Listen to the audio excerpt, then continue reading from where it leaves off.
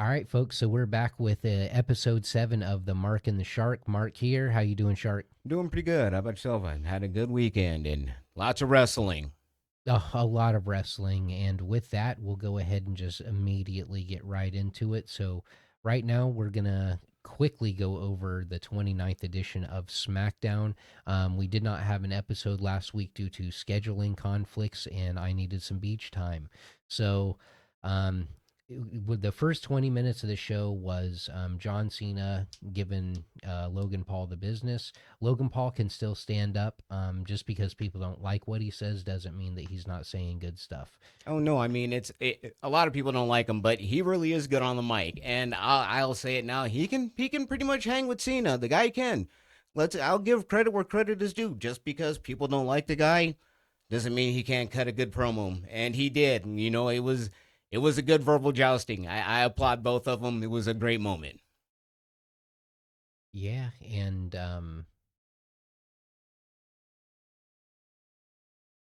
we had Alexa Bliss and Chelsea Green. They started off with that, and Yeah, if I remember, I think it was they started out with Charlotte coming out to the ring with her, and then they took out Charlotte, and then it led to the singles match. It the match was what it was. I guess you could say. I think there were some areas maybe it could have been a little tighter, but it was decent for what it was. I'm a really big fan of Chelsea Green, so I always hate seeing her lose, but I get it. And then we'll go on to Meechin went ahead and faced Kiana James. Um, what'd all you all think about all about that? 30 seconds of it. Wow, that was a short match. The Yeah, intros were longer than the match itself, but I think it's going to set up for a good match between her and Julie. I'm really looking forward to that one. I think it is. I'm looking for it. I think it's going to be a good match. yeah, people have been waiting to see Julia, so I mean, hopefully they're gonna lead up to that.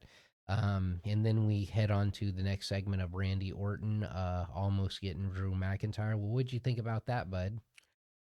It I guess it's okay. So the whole Cody Rhodes, Drew McIntyre, I did like, the history that Drew brought up between, him saying, well, you telling Cody about yourself is not smart.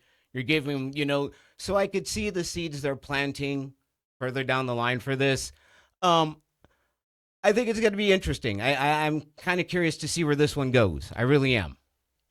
Yeah, I'm really hoping that soon we get to see Drew McIntyre as the champion. I think he should go over. I mean, I think it'd be a good thing. And, it in a way, I wonder if they're planting the genesis of potentially like maybe a Cody turn down the line. And it could be like Drew McIntyre be, hey, I told you, I warned everybody.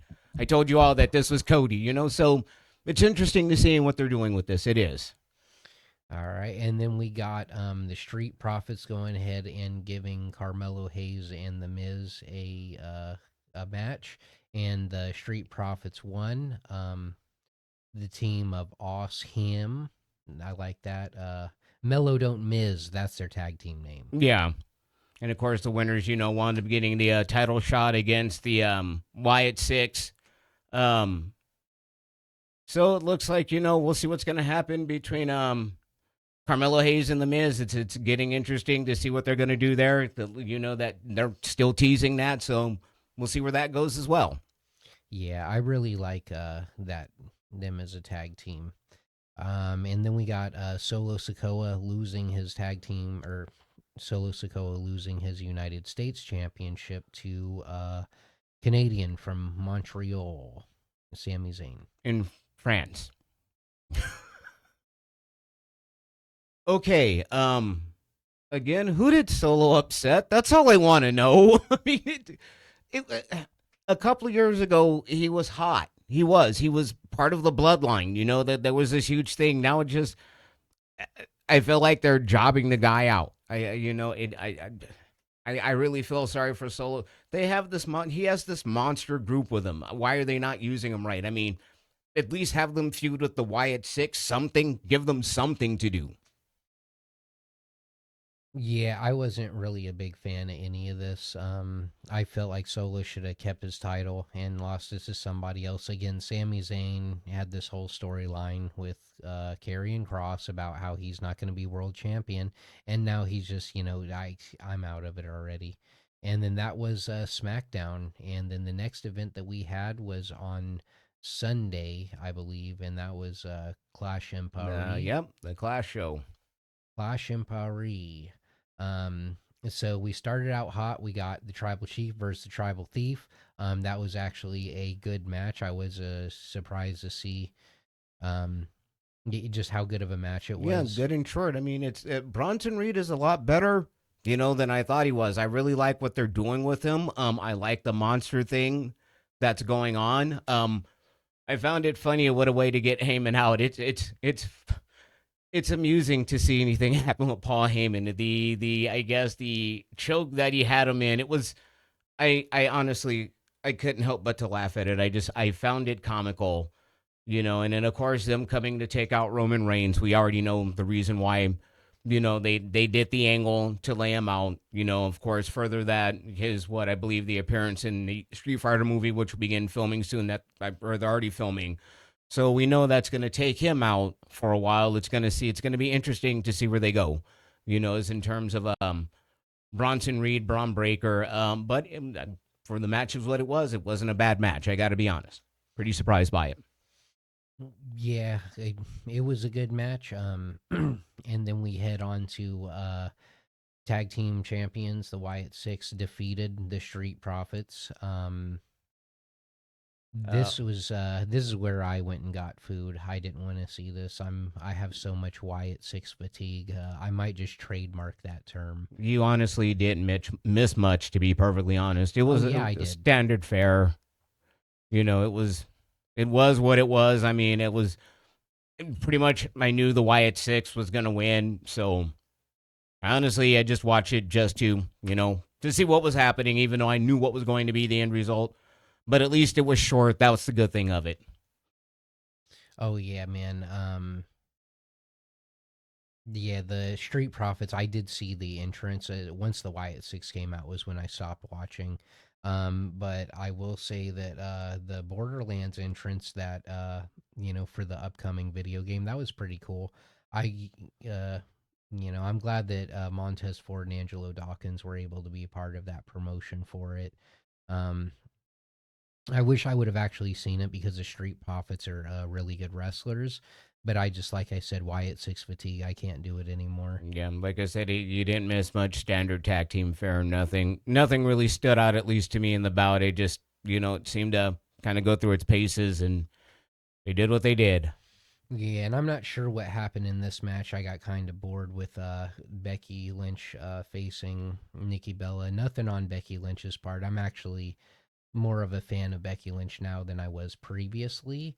But I gotta be honest. I don't know Becky.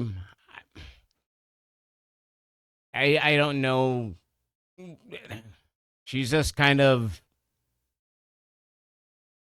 She really doesn't light my fire, so to speak, anymore for myself. I think I'm more on Tiffy time than I have to be honest. And when it comes to Becky Lynch, myself personally, I just it's this match was really nothing impressive. It was again just kind of you can definitely tell they went through the motions. I mean, Nikki Bella didn't do bad. It was decent, but I guess Becky Lynch personally does nothing for me anymore. And a few years ago, I was a huge fan of hers. That's the thing about it. I don't know what happened. Just I don't know. yeah, I'm the reason why I didn't like it is because I've never been a fan of Nikki Bella or her sister, so I was just kind of like just went through this match like blah. I was kind of distracted, probably playing video games or something. I will say one more thing. There were other women probably in the company that deserve that spot more than Nikki Bella did. I will say that there's a lot other talent on the roster that they could have, did something with other than, Nikki Bella. No disrespect to her, but again, how about, you give one of your current full-time talent, that opportunity instead. And then that brings us on to the good old fashioned Donnybrook match between Rusev and Sheamus, with Rusev winning. That took the wind out of my sails. Um, Again, I don't know. Just there was really so far nothing on this card really stood out to me. This was just kind of another mediocre match. I will say, health wise, Rusev is looking really good. Um, it just seemed they just I don't know if it's me or just seemed like a lot of the talent just kind of seemed to go through the paces. There nothing so far really stood out to me, on the show. Yeah, my thing about this is that the crowd loves Sheamus. They want Sheamus to win. Him and Rusev keep having matches, and Rusev keeps winning. The fans don't. Well, all right. So not everyone's like me. I'll say that. So there's probably half and half, or whatever you want to say. I don't care what the real statistics are, but you can tell, like that they really don't want Sheamus to keep losing against this guy. That's and we were hoping I to think get even that. stateside, I will agree with that. I think even stateside, it's just come on, let's get Sheamus something. You're right with that. It's just and it's been Rusev, just constantly. And then that takes us on down to the John Cena and Logan Paul match. I mean, you can't deny Logan Paul anymore. I'll say that. I know what I'm gonna say is probably gonna upset some people, but honestly, I thought it was Logan Paul that pulled a good match out of John Cena. I know John Cena's been around a lot longer, but I think just something Logan Paul is he's on a different level. The man really is. And I'll be honest, I'm not the biggest fan of his, as a person, but that doesn't matter. I find him entertaining. That's the thing for me. He's entertaining. He's great on the mic. He's great in the ring, and that's all that matters. And like I said, personally, I thought he really got a good match out of Cena. Again, I know people will be upset, but that's just what I saw. Probably, I'd say my favorite match of the card, to tell you the truth. Yeah. Um, I I mimic your sentiments, except for the not liking Logan Paul part. I actually do like Logan Paul. He's grown on me. Um, but yeah, that was definitely, it was a really good match. You can say that John Cena, he he can be proud of that match, is saying that he took one of the newer guys, so that'll be good for him and his legacy. And then we get on to the main event of Seth Rollins winning against a fatal four-way match in CM Punk, LA Knight, and the Yeet Man, Jey Uso. I know again I'll be hated personally. I think that LA Knight should have went over just kind of like that surprise factor, kind of let him keep the belt maybe for a little bit over on Europe. Then you could have Seth go over at WrestlePalooza something. I don't know. It just it for a match. It was what was interesting is I was really excited for the match before the card. And then I watched the match, and I don't know if it just felt like something was missing. Maybe I don't know if I felt they should have done a different finish. But it really felt like to me, looking at a lot of the talent, they were just kind of going through the motions, going through the paces, and just kind of getting the night over with, so to speak. It really just kind of felt low energy. The event did to me. Maybe it's because I guess maybe it's it could have been the day of the week, but it just did to me. It just felt like I know the crowd was hot, but just there was something that just seemed like the wrestlers were just kind of all right. I just want to get this over with. Hmm. Um, I didn't get that feel at all. But what I will say is that I was excited for Clash in Paris, but then when I saw it, I wasn't. But that's like you said, it could have been the day of the week. It could have been a bunch of different factors going into it. But the really only thing I liked about the match was the finish. And I'm not gonna act like I want LA Knight to be the champion. I want him to win this match, but he didn't. So the next best thing is having Becky Lynch come and get CM Punk. So That's kind of the one thing I really didn't like. They really. I know we all know at this point where they're going the return of AJ Lee more than likely on this week's SmackDown.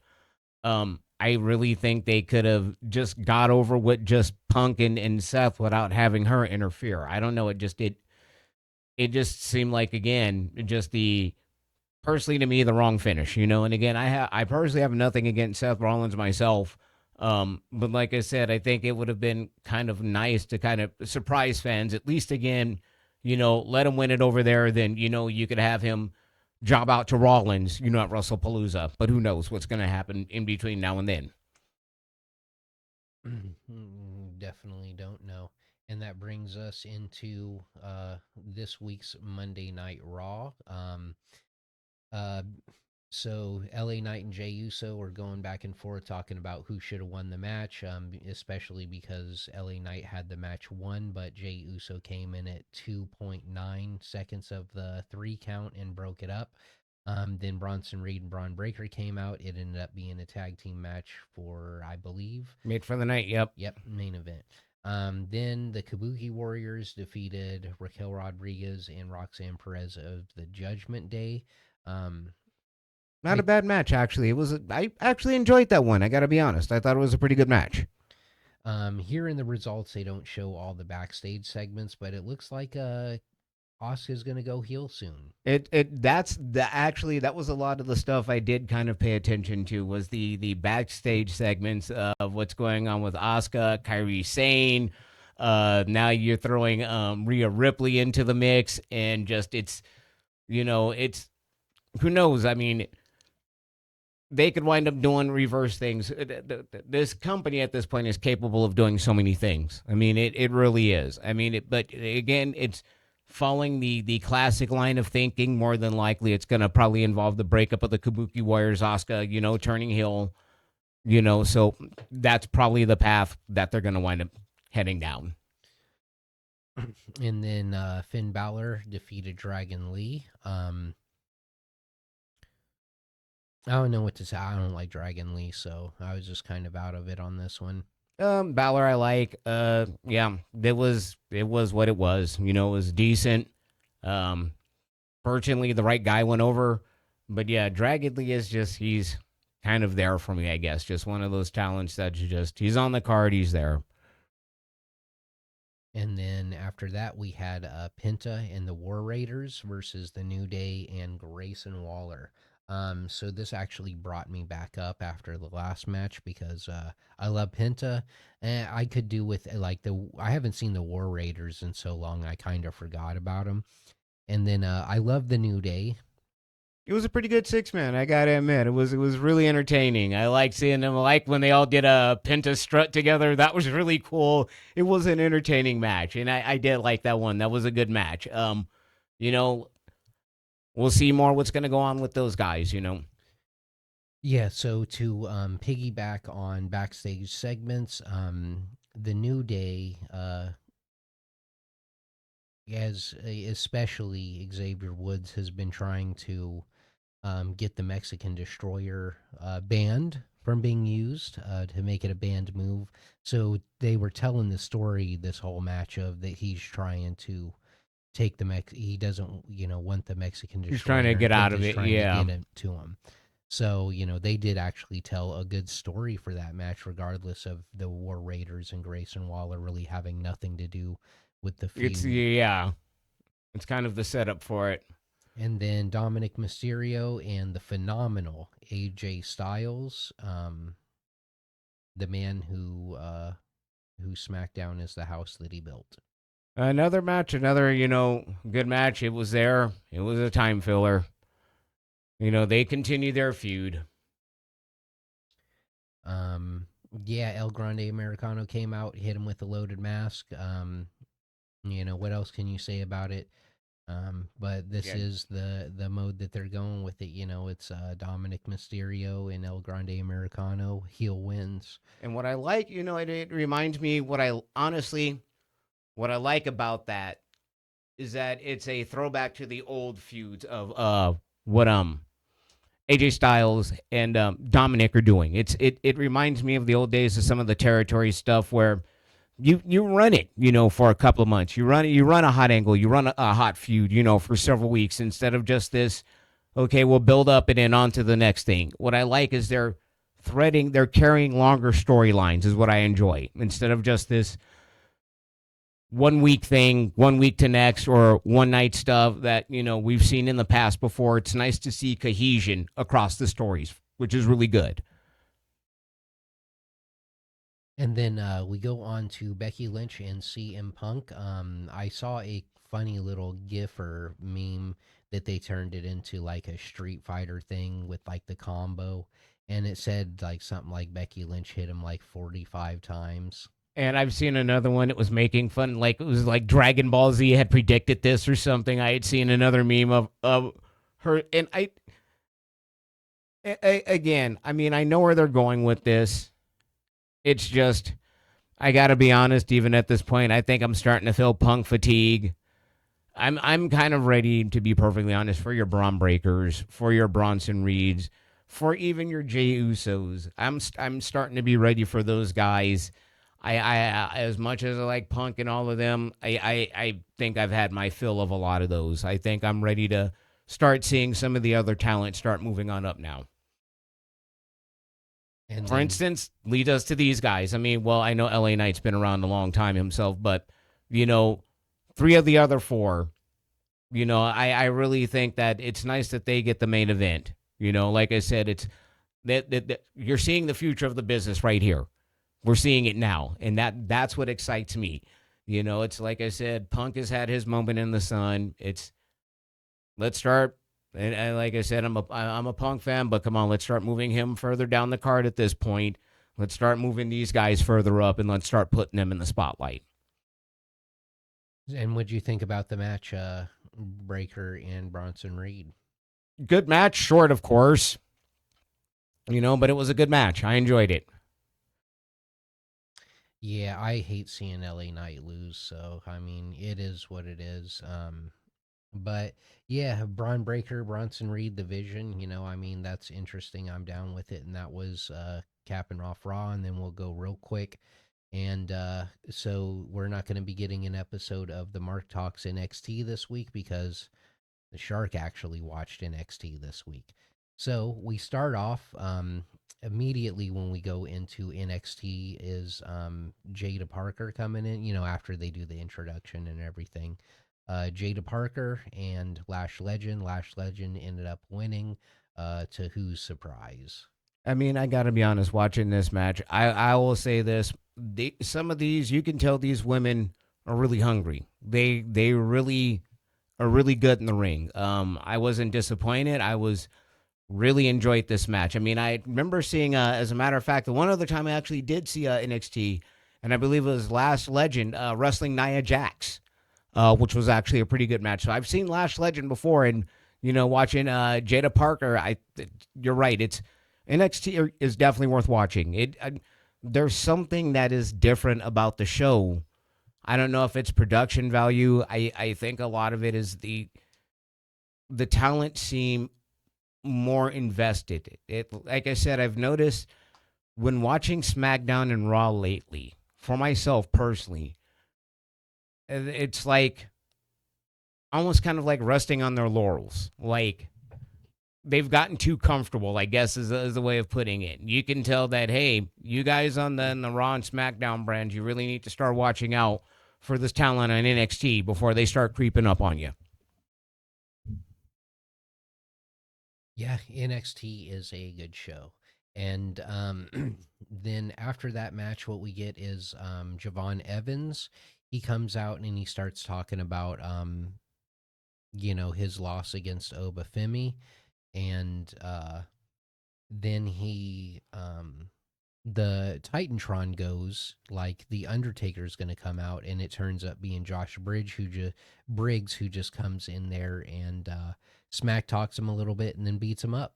Yeah, just kind of put them through, and that was about the end of that. I've never heard of Josh Briggs before. I'm kind of interested. I did see like there was, I guess he was like on LFG or something, or one of the talents. There was something I saw. I think it might be confused, but I know it was something else. But anyway, like, I'm curious to see where Josh Briggs goes. So Josh Briggs just came out of a feud with I don't it's he's a guy who's from Japan. Mm-hmm. Um And yeah, he just got out of feud with his old tag team partner. Is Oh, okay. basically what happened. Then we actually had a speed title tournament match. I actually do like the format. I just don't like Candice LeRae winning any match. Yeah, and I mean, I really wish Zaya Brookside would have won that match, especially since she is a TNA talent. Man, I have never liked Candice LeRae, so I'm disappointed in the result, but it is what it is.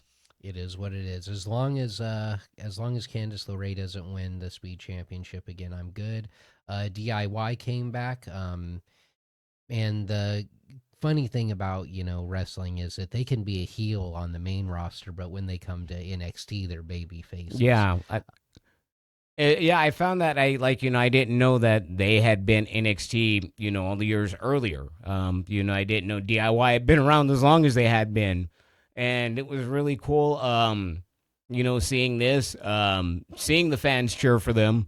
I guess that's their old stomping grounds. That's their home. I've only heard of Trick Williams. I don't know much about him myself, so Yeah, yeah, DIY. I mean, even when they weren't a tag team, when they were separate, they were the faces of the Black and Gold NXT. nice. And then that takes us to the next segment where Jordan Grace defeated Callie Armstrong. The reason why this match was positioned is just because Jordan Grace has been messing around with Callie Armstrong, basically like taking her spotlight. Anytime Callie's somewhere, Jordan Grace has got to come and be the center of attention, and that's how that match sparked.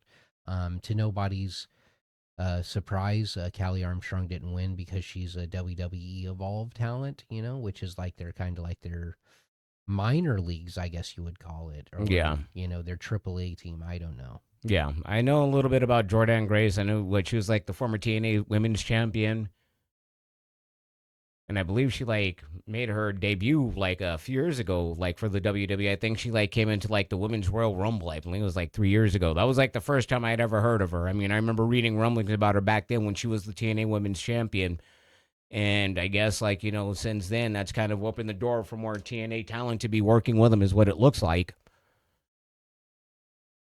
And then we had a match of Josh Briggs versus Andre Chase from Chase U. So basically, the students of Chase U saw Josh Briggs in the locker room, told him basically what he did to Javon Evans was garbage, and then they booked a match with their teacher against him, saying that Mr. Chase, he's going to show you a lesson, and that did not happen. Yeah, looks like he got he did get the big boot to the face. Kind of reminds me of some ways of Kevin Nash.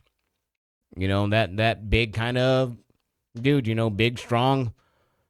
I'm definitely gonna interested in seeing more of him.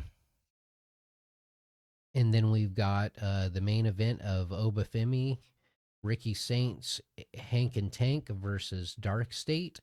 I really like this match. They did a good job. Ricky Saints and Obafemi halfway through the match just starting to battle each other. That was really cool. The backstage segment previous to this, Hank and Tank were in there, and Hank was saying, and don't worry, we've got something, and if things get hard, you know what we're gonna say, and then Tank was like, hey, don't do that, um, don't spoil it, and what they said was Joe Hendry's name, and he appeared. Yeah, I did see like the little stuff I found. Like again the whole we'll just say two people fighting off out of the way, which is that's getting a bit too commonplace everywhere in wrestling. But it set up what it needed to set up. It was really cool. I've only seen Joe Hendry a couple of times, but again, he's somebody I'm really getting behind. I really did enjoy watching NXT. I thought it was really good. Yeah, NXT, one of my favorite shows. I like it. Um, and then Yeah, and then that'll bring us into our regular topics that we're going to go on to, the topical things going on in wrestling right now. And that'll bring us to real American freestyle wrestling. I only caught two matches of it.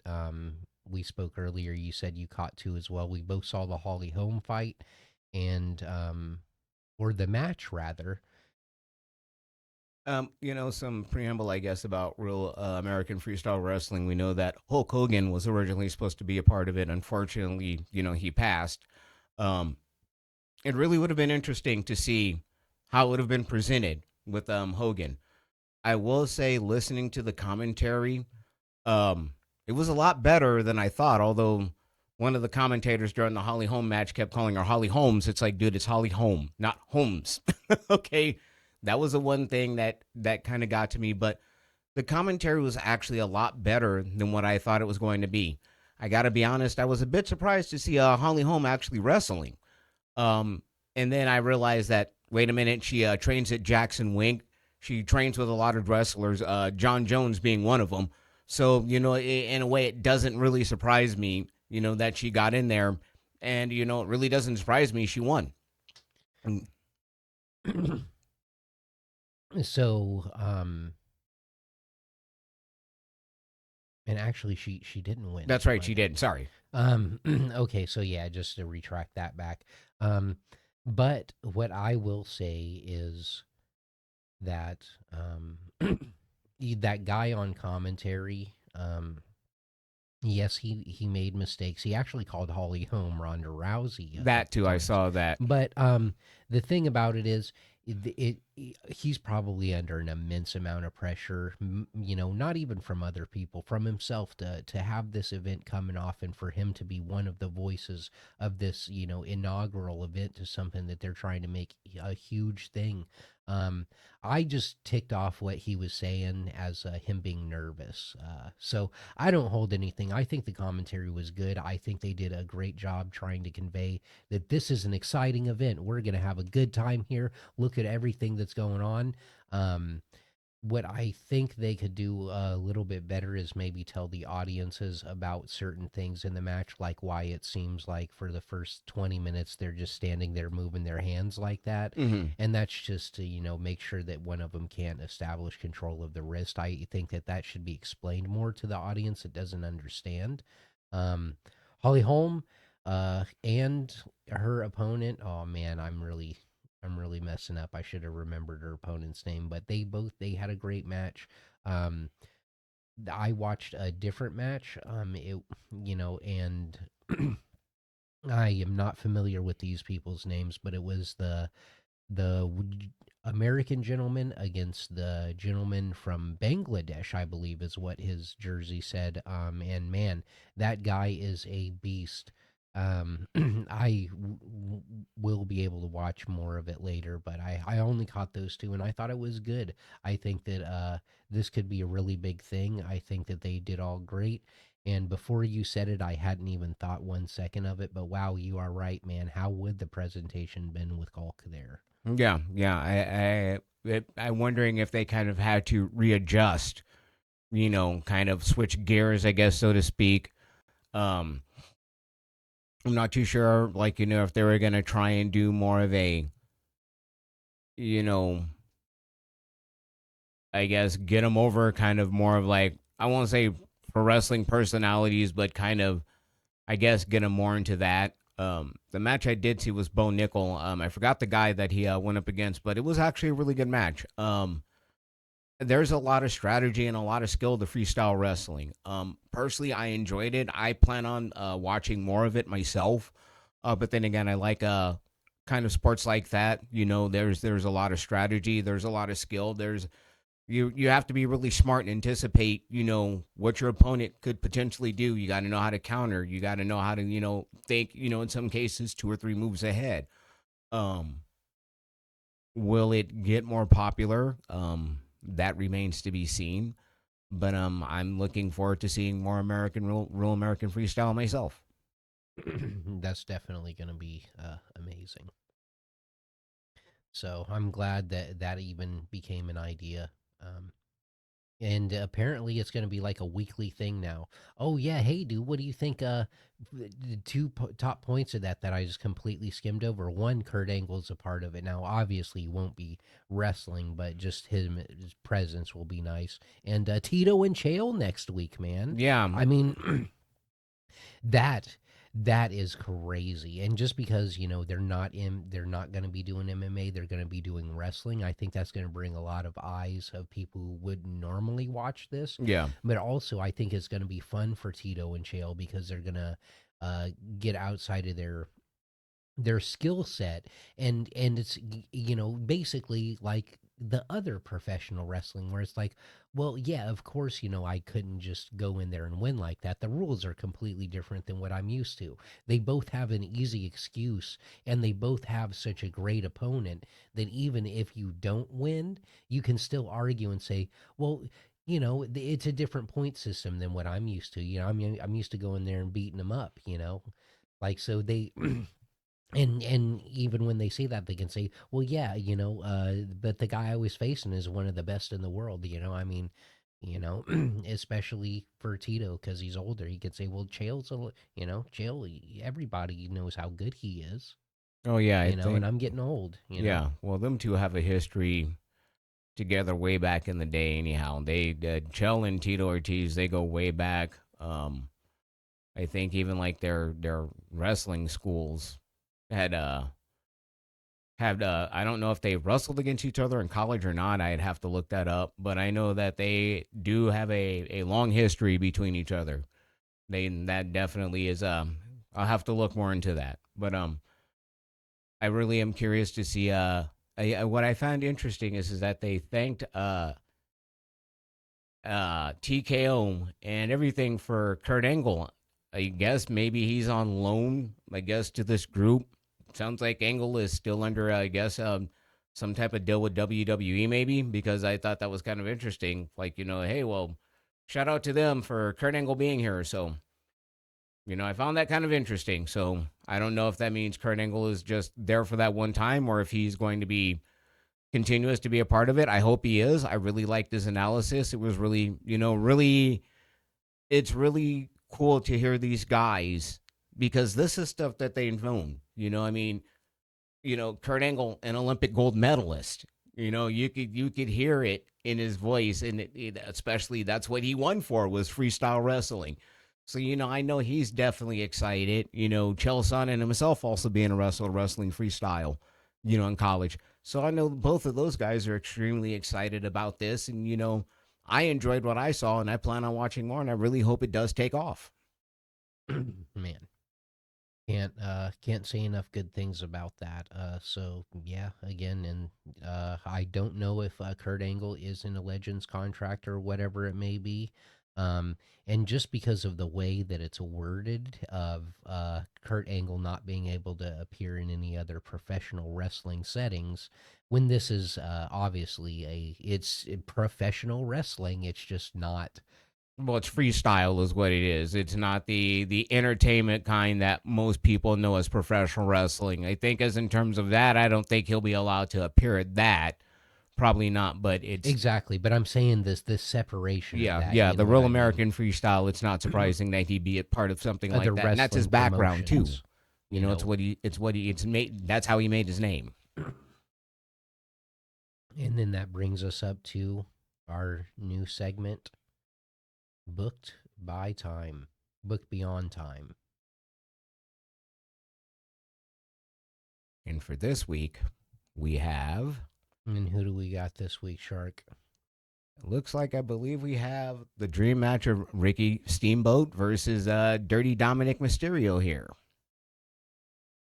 The Dragon versus the Air Gone Wrong.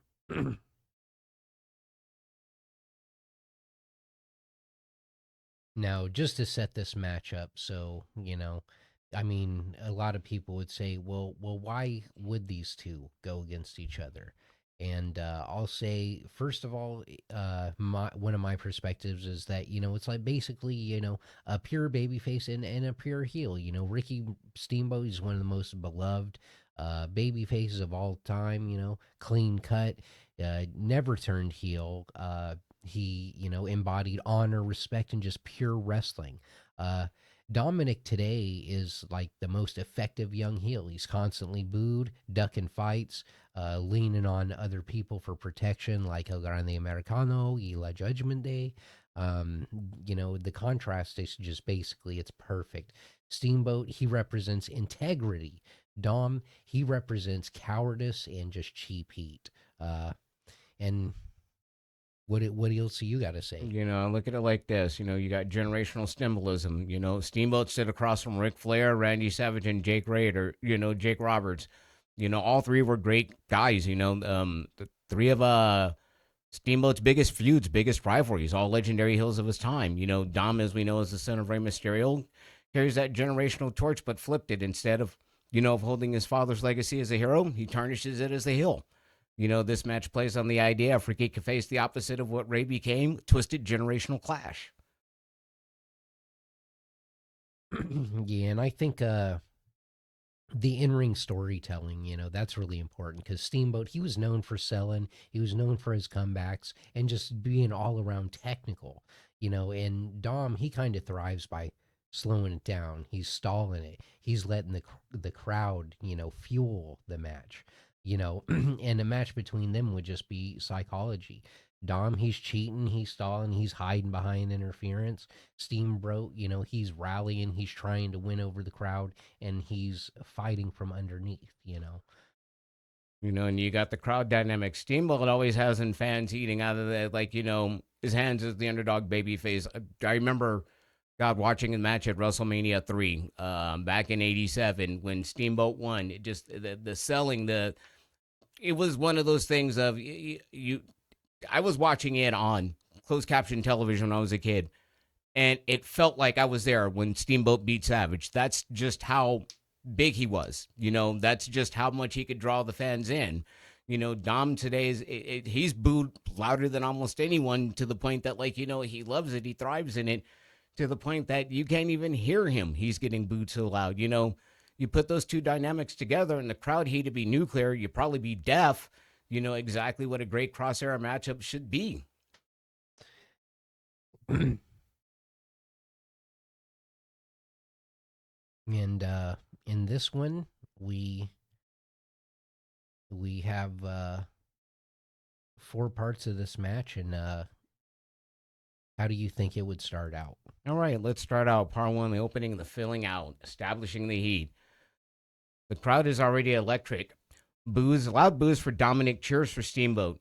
Ricky offers a clean lockup, but Dom stalls, slides outside, and smirks as the boos rain down. He finally ties up, only to back off again, showing his cowardly hillside. Ricky finally strings together a sequence. Clean arm drag, another, and a third, finishing with a deep arm bar. The crowd pops up for pure wrestling. Highlight moment. Dom tries to slap Ricky, but Steamboat blocks and fires off into those trademark crisp arm drags. The Dragon is in control early. But Dominik, he finds his opening. He distracts the referee, fakes an injury, rakes Ricky's eyes before slamming him onto the ropes. From there, he slows it down. He stomps, he chokes, he cheap shots, and constantly jawing at the crowd. He locks Ricky in an abdominal stretch, using the ropes for leverage behind the ref's back. Each time Ricky rallies, Dom cuts him off with something dirty. He'll pull his hair, he'll grab his tights. Um, Dom went for Eddie's Three Amigos, but on the third suplex, he plays to the crowd, wasting that time. When Ricky ended up countering with the small package for a very, very close 2 count. And here he comes. Dom climbs for a frog splash, but crashes and burns. Ricky begins his fiery babyface comeback.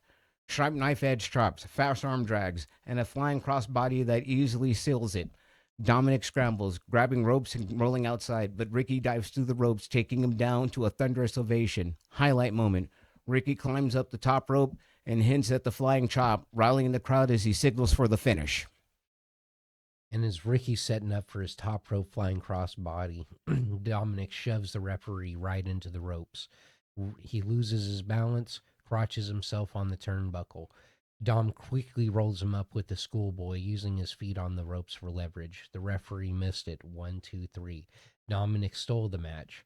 Dom bails out the ring, smirking and celebrating like he just earned it, while Ricky is frustrated but proud, thanks the crowd.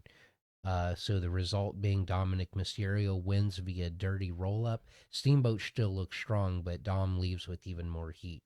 The story feels authentic to wrestling tradition. That would probably be about accurate for a bout like that, to tell you the truth. I could actually see that kind of match going. Yes, I really like the psychology behind the match. So, just a little BTS for the guys and girls listening. So, and everyone listening. I don't want to not include anyone. But yeah, basically, the first booked Beyond Time segment we came up with was Roman and Bruno. The second one we came up with, was Ricky and Dominik. So who knows what we're gonna do for the third one. I want to try and be more interactive with it and have more things surrounding this. Just figuring out how all this works because we're doing all the audio editing in house. And if you like the episode, like, subscribe, share, leave a comment, whatever. We always appreciate it. Soon we'll have a link up to our link tree, and we'll be able to you'll be able to get the Mark and the Shark shirt. We have a couple different designs, um, and hopefully you guys like it. The website is alive now, markandtheshark.com. It just redirects to the YouTube, but look for an actual website coming up soon. Thank everybody for listening. Thank you, folks. We'll see you soon.